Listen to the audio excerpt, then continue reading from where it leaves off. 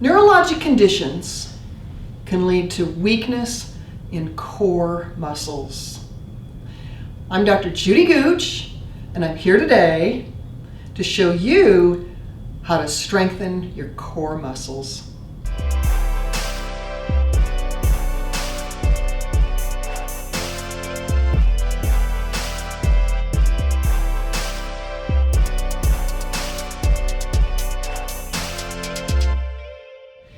Neurologic conditions can lead to weakness in your core or your trunk muscles. But these muscles are so important for doing things. They're important for walking. They're important just for sitting upright and for being able to use your hands while you're in the sitting position. So strengthening core muscles is super important. Today, I'm here with Diana. Diana is a highly experienced physical therapist. And Diana's greatest expertise is in strengthening core muscles. As Dr. Gooch mentioned, the trunk is important for movement, and you cannot use your hand or in space if you don't have trunk control and you don't have shoulder control. Those are the key components to movement, all movement that we do. As a young baby, the baby is learning to roll over to gain some trunk control. The baby pushes up with her arms to get onto the forearms, which develops some more control in the upper neck and into the spine, and then continues on to sitting, which is an upright trunk or vertical trunk position.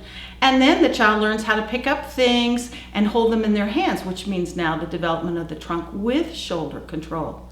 All of our movement demands some trunk control.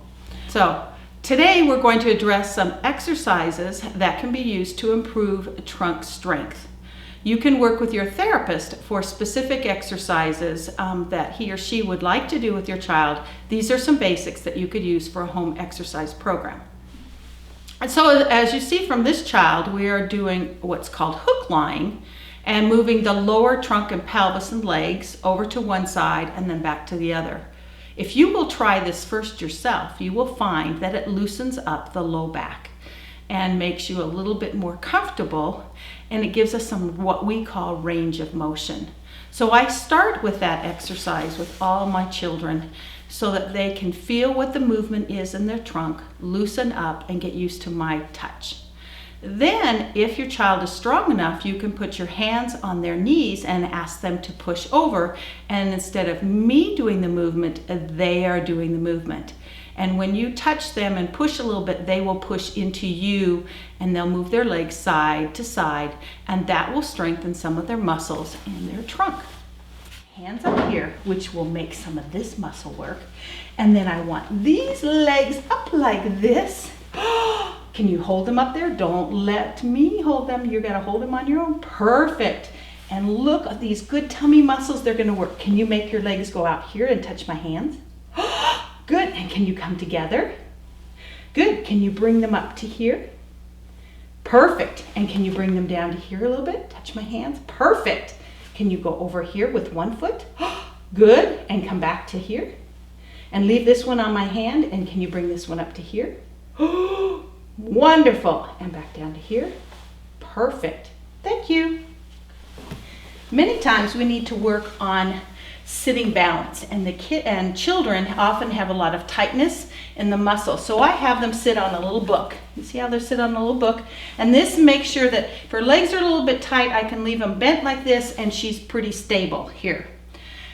She won't fall over. I don't like to have my hand back here because that would support her. I would prefer that I was on the front side of her. And in here I could have her sit and we could read a book, or I can have her touch my hand over here. Can you touch my hand? Good. And up here. And now I can get the trunk to move and over to here. And then I can give a ball. Can you hold the ball? And can you put it above your head? There we go, up over the head. And sometimes we'll just say, can you put it to me behind you? Can you give it to me? Perfect. I'm ready to give it back to you. Can you find it? Great. Can you put it to your knees? Good. Can you bring it over here to me? Sideways. Good. And I'm going to bring it over to here to you. Can you get it? Good. So we get a lot of trunk extension, rotation in this position. When the child is strong enough, then you can move and have them just sit in this position. Now, in sitting in 90-90 sit like this, her feet are not touching the floor. So this is the hardest way to sit. The easier way to sit would be to anchor the feet. So bring a bench and she sits here. Now she's much more stable and she has a good base of support. Again, we can do our exercises. Bonk. Can you get it? 2 hands.